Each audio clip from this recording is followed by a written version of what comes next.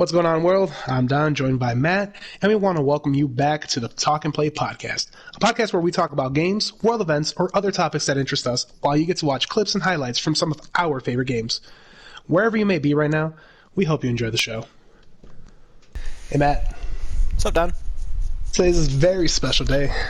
Why is that? Because we are joined today by the one, the only, the lovely Shannon, my girlfriend, the love of my life for 8 years. So, yeah, it's a pretty special day today. Oh, awesome. Hey, babe, you wanna say, if you want to give a little hello to everybody? The 40. What's going on?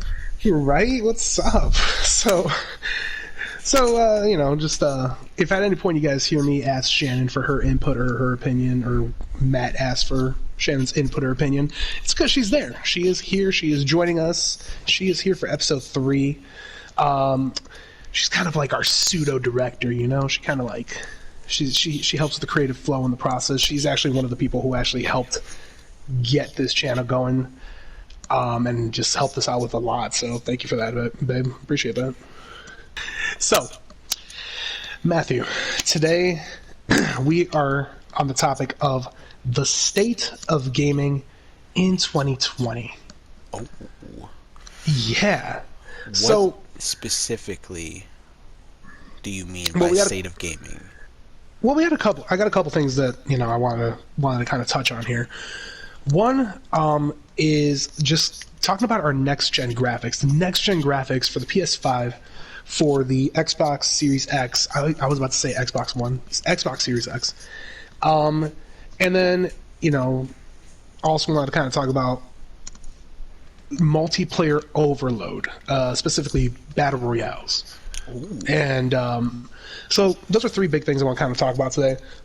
And if we have time, there's a couple bonuses that I'd like to ask you and get your opinion on. But for right now, I want to definitely get into first. I want to talk about Cyberpunk 2077. Heard of it? Oh yes, I've heard of it. It looks really good. I was gonna say, the tiny game that was in development for 8 years. We've been waiting on it for so long. Dude, I remember when the first ever announcement dropped, and I was like, "Oh, this looks amazing! I love The Witcher. I love the Witcher game." And, the fact that CD Projekt Red came on and was making another game that people were saying, oh, it's going to be futuristic Witcher. I was all in for it. But you know somewhat of the controversy that's kind of wrapped in this game, right? No, I'm actually pretty clueless when it comes to that. I know there have been some bugs, and you would think, with how long it took to actually have the game come out, that, it'd be pretty much flawless. But what's going on, man? Okay. So here's the thing. The game was in development for 8 years. CD Projekt Red announced that it should release by, first it was supposed to be late 2019. All right, it was going to be late 2019, and then they pushed it for early 2020. Well, a little thing called COVID came around and kind of put a halt on everything. And so the game then kept getting pushed more and more. And I think in 2020, they pushed the game back, the release date of the game, I want to say about 4 or 5 times. Wow. Right. Now, here's where the controversy is, where the controversy lies, is people wanted this game out. People were asking for the game to be released. They got the game, and it plays amazingly on PC. It plays well on PS5. It plays well on Xbox Series X. But last-gen consoles, PS4, Xbox One, those games have seen abysmal glitches, bugs. People say it's playable. People who are appreciative of what CD Projekt Red did, they're okay with it. They're like, oh yeah, it's not that bad. But then there are people who are like, you had 8 years to develop this, and this is what you give us. And you said that it runs fine on the newer gen consoles and PC. Correct. Do you think this has anything to do or was done on purpose? To like make people want the newer consoles? Ooh, all right. So we're getting into that conspiracy theory. Um, I mean, maybe, but I don't think CD Projekt Red is like that. Like CD Projekt Red's, I love them as a company. They are amazing because they are the kind of company that they put out The Witcher. They've constantly updated it.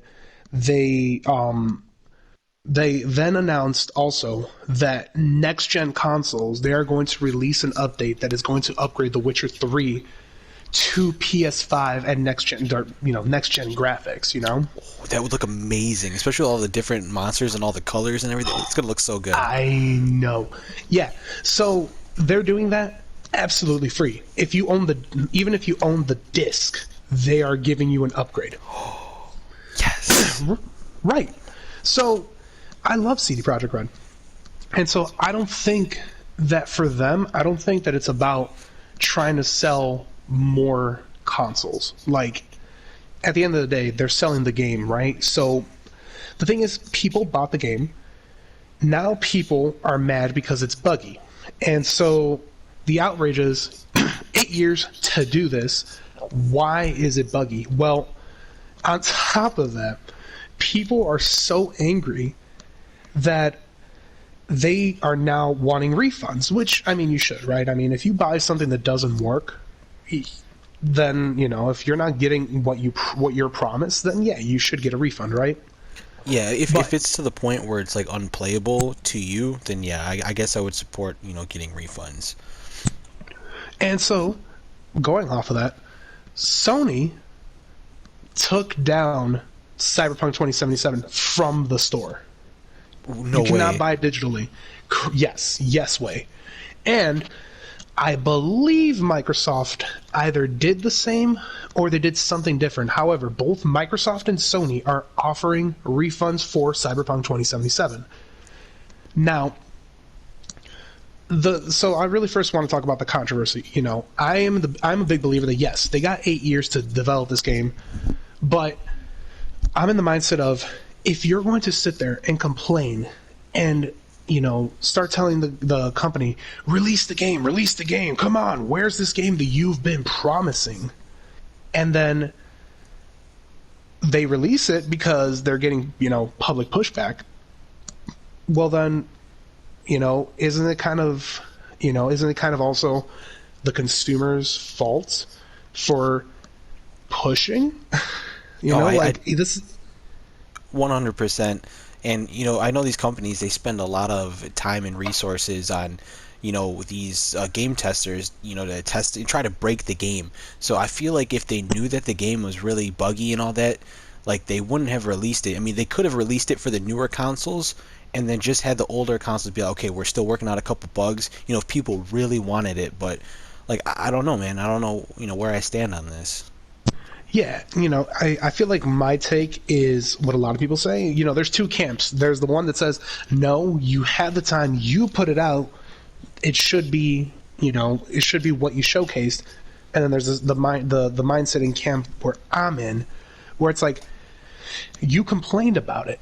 You wanted this. You wanted this game so badly. And now because it's not up to a certain standard, now you want a refund. The company tried their best, and yeah, they kept pushing it back for a reason, and it wasn't like them pushing it back was an easy thing to do. It's not like they were sitting there going, we want to push this back as much as possible. Like, they want to put out their game. Oh, definitely. And The Witcher 3 was a buggy mess and a half when it started off. It was, yes. And now it's considered like it's like on every top 100 games of the last generation and top 100 game. It made like every list because they put the time and care into it. But again, people kind of complained about it. So, like if you gave them more time and stopped giving them pressure and stop being so angry at them. I feel like they could have definitely had the time to make it better. Yeah, if a game like that, if it takes 8 to 10 years, and even if they had to delay it, a little longer to perfect it, if it's a game that you're going to remember for your lifetime, because of how good it was, I think that outweighs having to wait a couple more months. Right, like you would, if someone told me right now, oh, they're going to make Kingdom Hearts 4, but it's going to take another 12 years. I waited 12 years from Kingdom Hearts 2 to Kingdom Hearts 3. I can wait another 12 years if I have to. I mean, yeah, I'm going to be older, a lot older, but you'll still appreciate it, especially back from Kingdom Hearts 1. You've seen it from the very beginning, so I feel like the longer you wait for something, the more you're going to enjoy it when you finally get it. Right. Yeah, and so the other thing with this whole refund, and then we'll move on, is, so again, Sony, Microsoft issuing refunds. There have been cases from Xbox players, and I'm not sure Sony players, but Xbox players, I've seen a lot of these tweets and retweets, and that is, people have been getting angry at Microsoft because they offered a refund, but people have been putting in that they want the refund, but then are getting mad that Microsoft is taking the game away from the players. Like, they're getting mad that they got their refund, but then Microsoft is uninstalling and taking back their digital rights from the game that they just refunded. Oh no, yeah, they should take the game away. I mean, come on, man, like, you can't just get a free game that a company worked 8 years for, whether it's buggy or not. Buy it again when it's fixed. I mean, it's as simple as that. Right. And so that's the thing, is that was the big thing I wanted to just kind of really... That irks me so much. I don't know why. like I'm sorry, but it's not like, it's one thing if, like, you bought food. Like, Shannon and I, we bought food from Costco. I forgot specifically what we bought, but we bought some pasta. We bought some ravioli. Sorry. And the ravioli, at first when we looked at it, it looked like there was, like, dough on it. Like, like dried flour on it. And we were like, oh, like, it looks authentic. Mm-hmm. But turns out a couple days later that was actually mold because it became big and fuzzy. No! Right. Now, depending on the customer service, some places you can go, return it, get the refund, and then they'll, sometimes like a fast food restaurant, we worked at a pizza chain that, we shouldn't really say, but it rhymes with Schmitza Schmut. And, I like it. Right. And so, there were times where customers would come in, get a refund, and we would also give them food on top of that to show them that we care about them and, that we cherish them as a customer. But some places, it's like, if you're returning something, you're getting a refund. That's it. They're not going to then also give you the item because that's a loss. So, I don't know, just people wanting the refund and wanting to keep the game. Yeah, because if one person finds out that they can get a refund and still keep the game, it's going to pop up on Reddit, all this other social media. Hey, you guys want this game for free? Just message, the CD Projekt and all that stuff, and your Microsoft, whoever is giving the refund, and it's like the company's just going to lose out on all that money. I don't think that's fair. At least, what I could say is if they're going to give the refund and take the game away, when they have a chance to buy the game back, just give them a discounted price at least. They still need to make their money's worth, for all the time they spent. See, and this is why we should be working in these gaming industries. I mean, customer service 101, right? Exactly. But, yeah, I was just going to say on top of that, it's one of those things where if you're going to get the refund, take the refund and then just kind of just keep it to yourself. We don't want a situation with the PS4s. Remember when the PS4s first dropped? Do you remember what people were doing to get PS4s from Walmart? I'm trying to think back. No, what happened? People were charging like fruit. They would scan the PlayStation. They would put it on the No. on the scale and then charge it as like a bunch of bananas or a bushel of apples. And so how did they because the receipt said the receipt was legit. The receipt scanned and was weighted so the sensors never went off, and so people started getting a hold of this, and we're doing just that. And there was also the thing where people were going and taking Amazon ads and eBay ads and changing the price to like $10, and their price match guaranteed. Were meaning that people were getting PS4s for $10, $15, $20. I didn't even know that was a thing. How do you have to check out with the PlayStation 4 at the electronics desk? What kind of Walmart just lets you walk to the self checkout by yourself and do that? You know, who do you put that on at that point? You know what I mean? Like, right? Like, who you gonna blame at that point? Proper procedure. You're supposed to take it from the glass box, be like, hey, you want this PS4? Okay, meet me at the counter with it and check out right there. Exactly. And so, yeah, people, that was the thing. So, last thing we want is for that to kind of happen with Microsoft and Cyberpunk, and them being like, I was able to get a refund and keep the game, like, I got a free game. You know how many people would jump on that train? It'd be insane. Every gamer would want to do that. I mean, I would want to do that, but I'm not a terrible human being, so, yeah. Right. Oh, man. So, I have a moral compass. So, going from Cyberpunk, it's a beautiful game on PC, it's a beautiful game on PS5, it's a beautiful game on Xbox Series. Now, a big part of it is the graphics and the power that next generation consoles and next generation hardware for the PC is capable of doing. Like, they have some...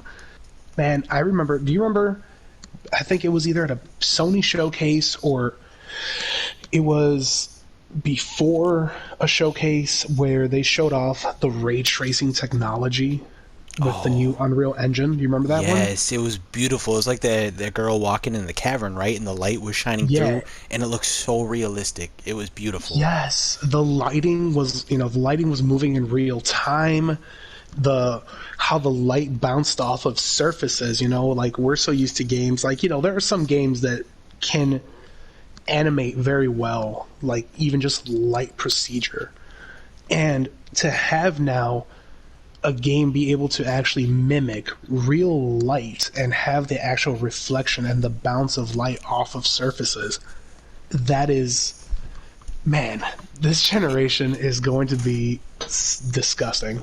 Exactly. Like, this ray tracing technology is amazing, and they're putting it in an affordable console. If I want ray tracing on my PC, I have to buy an expensive graphics card that can handle that, and the graphics cards are more expensive than a whole console. So I'm really excited that they did this. I saw how it looks on a game like Minecraft, made out of blocks, and it's absolutely incredible. A pixelated game having real lighting is... Can you imagine if, like, we went back and played, like, Super Mario, like the original. Could you imagine? And it having, like, real lighting? Like, that would be insane. Like, going back and thinking about, like, the games we used to play, Super Mario and, like, Crash Bandicoot and everything, like Crash Bandicoot, 3D platformer. Can you imagine the lighting actually bouncing off the surfaces, bouncing off the water on that first Wampa Beach? You could see the individual, like, strands of hair coming off Crash as he's running and doing his spins. I'm telling you. That would be nuts. So, these next-gen graphics, you were saying about that even the graphics card for a PC is, like, abysmally, like, horribly priced, right? Like, I mean, for what it does, I mean, obviously the price is right. But, a graphics card now, like a good graphics card, costs what, $800? Yeah, they got the new like 3000 series out, and I think for the midline one, I think it's $750 or $800, which I don't quote me on this, but I believe you can use ray tracing with that, but like you can get a PlayStation 5, a whole system for $500, and then you also have to get upgraded, processor power supply to be able to handle that. You can't just slap a 3000 series graphics card onto a Pentium 4 processor and call it a day. You know what I mean? I mean, you can try, but I mean, at that point, I think that's called a bomb.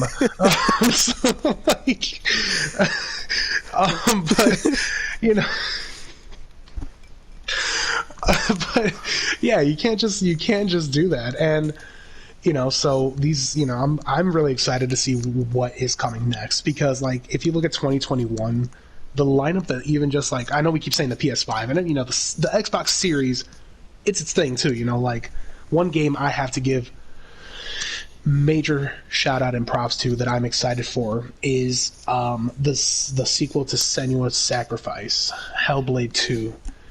That trailer, if you have not seen it, like after we are done recording here, go watch it real quick, bro, because that trailer, the fact that they're like, this is the footage you see in there is actual footage using the power of the Xbox Series, is mind-boggling. Shannon was there with me. I showed her the trailer, and even she was like, "This is a game?" I'm like, It looks "Yeah, like this a is movie, game." right?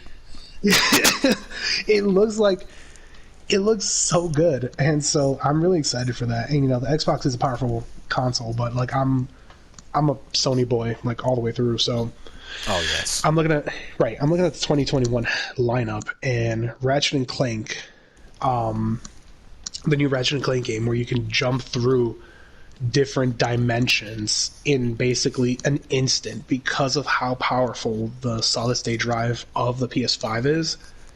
Oh my god. I saw that. I can't wait. I've played every single Ratchet and Clank game since PlayStation 2. I love them all for what they are. And when I saw the trailer for this, I was super excited. Yep. The only one I played besides the PS4 one was Ratchet and Clank Up Your Arsenal. That was a good one. Yeah, you got like this whip, like this electrical whip. Oh, that was so cool to have. Yes, dude. I think I played through that game like 4 times because I loved it so much. Because you could every time you beat it, you could upgrade your weapons to even higher, and it was so cool to be just like OP and just one shot stuff. Dude, it was fantastic. And going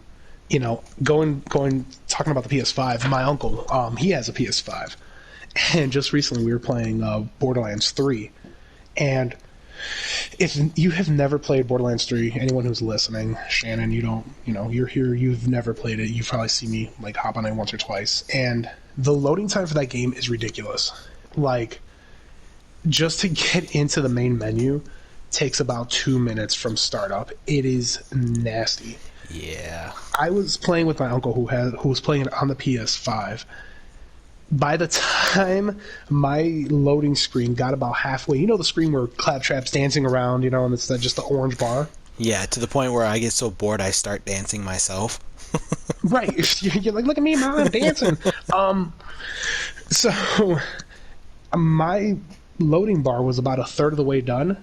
My uncle was already at the loading screen, ready to go. You're kidding. I'm not kidding. I'm not. So it's insane what the graphics and what the next generation is going to be capable of doing, and I just cannot wait to see what is next. I cannot wait to see where this goes. Yeah, man, it's going to be a wild ride. I can't wait. Right. I am there. Just the next generation is so exciting. But one of the things going off of the next generation, one of the things that I wanted to ask you about is I said, we were going to talk about multiplayer, specifically Battle Royale and Battle Royale Overload. And I want to give a little shout out here to Jake from Facebook, and we went to high school with him. He actually gave me this idea, and I loved it so much because of the fact that this does have to do, with next generation, and it kind of ties in together. Battle Royale. Do you see it as a dying trend, or do you see it continuing on? Do you think it still has steam? I think it's going to continue to go on for a long time. I think it's at the point where I think every company that makes a game feels pressured to make a Battle Royale mode just to stay relevant. Because like a game like Worms, that the Right. turn-based system, it's free on the PlayStation Store right now for December. They actually have a Battle Royale mode. Like, Yeah, it's I never Worms thought that Rumble, would right? happen. Yeah, Worms Rumble. Yeah, go check out the PlayStation Store. For PlayStation Plus, you can get Worms Rumble for free right now in December. There you go. Sony just got some free marketing from me. Yeah, I want to give him credit. You know, it's on there. You know, make use of it if you have, you know, PlayStation Plus. Right. If you got PlayStation Plus, you know, take them for every penny they give you, right? By the way, this video is not sponsored by Sony. Not sponsored at all. Not sponsored by anyone. You know, 40 of you people listened to the last week's video. Thank you so much for that. But, you know, we're not sponsored. But yeah, I was, you know, I agree that I think Battle Royales, I think gaming companies are working too hard, like you said, to be relevant. Yes. They are working, no, you know, like, my God, I love the idea, but the fact that this is a thing. Super Mario 35 on the Switch. Have you played it yet? I have not. I have yet to play Super Mario Galaxy or Super Mario Sunshine, so I would really love to get my hands on that. Well, Super Mario 35 is free because of the fact that you and I are on the same family plan for Nintendo Switch Online. Hey, so Wait, what? yeah, I have you on my account. So because I have you on my account, you can get Super Mario 35, which it's not the 35th anniversary edition. It's totally different. Okay. Super Mario 35, you get you and 34 other people to do original Mario levels. And what happens is you keep progressing, you kill, you know, you stomp on the enemies to beat them, to get points, and you send enemies to other people. And everybody's trying to stay alive and stay alive as long as possible, and you're competing against 34 people. It's a battle royale. So really, if people, yes, my mind is blown right now. Like, I thought we were talking about the package that it came with. You know, like the Mario 64 Galaxy and Sunshine. But this is a whole different thing. It's its own game, and so I know for you would probably love that. But again, taking something so classic like Mario and making it into a battle royale, you know, I don't know how I feel about that. You know, I get it. I get the want to do that because Tetris 99. You play that, right? Yeah, that game's pretty fun. Right. It's another battle royale. You know, and when people hear Battle Royale, I feel like a lot of people may be hearing this and being like, it's not like Fortnite, there's no guns. No, it's still a Battle Royale. Same Battle Royale concept. It's like a Royal Rumble in wrestling, you know. Everyone gets into the ring, you know, last person standing, King of the Hill style. And so, you know, these games, like Mario 90, you know, Mario 35 and Tetris 99, great games, fun concepts, but, you know, I feel like the trend is staying, but I feel like they're going to have a hard time, especially with next generation, having a hard time justifying continuing it on. You know, I feel like next generation eventually it's going to slow down. Oh, you think so? Okay. Yeah. I think the reason it's done so well is because there's a huge satisfaction point. You know, when you actually win a battle royale, it's like, hey, I just beat 99 or 149 other people. You know, it gives you that like special feeling, like, hey, I'm better than everyone. You know, at that point. Right.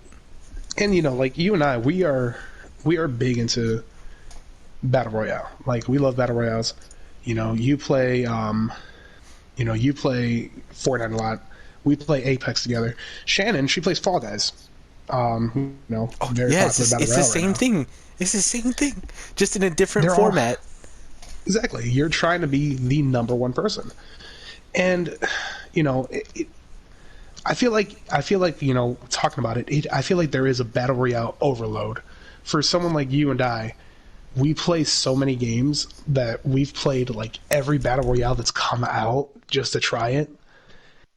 And it's kind of like... I actually went on the Steam store and I, you know, put the category of battle royale, and I think I downloaded almost every single one just to give it a try. And half of them are just so poorly made, and it's like, come on, man. But I mean, there are some good ones, but there's way too many right now. I feel like they should focus on making just a couple and make them really good. I agree. I mean, you know, like Fall Guys, that's different, and that's actually unique to where I think like something like that, even though it's a battle royale, it really does, it works, you know, because it's a new concept. But when we start talking about like battle royale shooters, that's where I feel like we start getting into that battle royale overload, where I feel like the battle royale shooter genre, I think, is what's going to officially going to start slowing down. I think. Yeah, I think we have enough of that. No, the companies should just focus on making the single player games or just general multiplayer modes, but just get rid of the battle royale for now. Give us a break. Yeah, I mean, dude, I love Apex Legends and I love Fortnite. And, like those two, PUBG, those are all still really big. Like, let them stay in the limelight. Let them keep that spot. Give us something new. Bring back, back man, GoldenEye 60, GoldenEye 007 on the Nintendo 64. You remember that? I remember. I never played it. Oh my god, dude! Getting together with just four. Do you remember just being able to get together with 4 friends and just looking at one screen and just sharing one screen and everyone just going at it? It seems like ages ago. Oh my god, right? Or like Call of Duty, we used to hop on together and we would play online. It's still a thing, but it just yes, just the 6-on-6. Give us the kill streaks. Let us have fun with that. I feel like they need to just bring out Modern Warfare 2. Set it up again. Just send it out one more time. Remake it, remaster. Just give us the online component, it, man. Oh, I know they released the campaign part of it. No, I want the multiplayer, and I can't imagine how many people from our generation are waiting for that. Dude, I would love to just get it back, just because I know some kids nowadays would hop on and be like, I know Call of Duty, I can do this. And then we'll just be like, all right, you guys don't know who we are. No. Oh, my Lord. Man, I are not prepared. Grab my scar and go to work. Oh, dude, I was either the FAMAS or I would use the FAMAS, dude. Do the FAMAS, or I was always a semi-automatic person, 2-tap, 3-tap people, and I'd be done. Yeah. Yeah, man. But yeah, I think that's going to wrap it up today. It is about time to start wrapping things up, and Matt and I we want to thank you so much for joining us today, and we look forward to having you guys next time, because we're going to be talking about 2020, we went through some trials. The elephant of the room, the true test of endurance and strength as a society and as humanity and as individuals. Next week we're just going to kind of do a recap of just 2020 overall and just looking back at just news articles and headlines that we saw and just kind of remind ourselves what we endured and how hard it was and where we hopefully will go in the future, moving forward in 2021. But anyways, guys, if you enjoyed today's show, just please leave a like, hit the subscribe button, and ring that notification bell so you can be notified as soon as we upload our next video. As for us, we are logging off for today. Until next time, keep gaming and stay safe.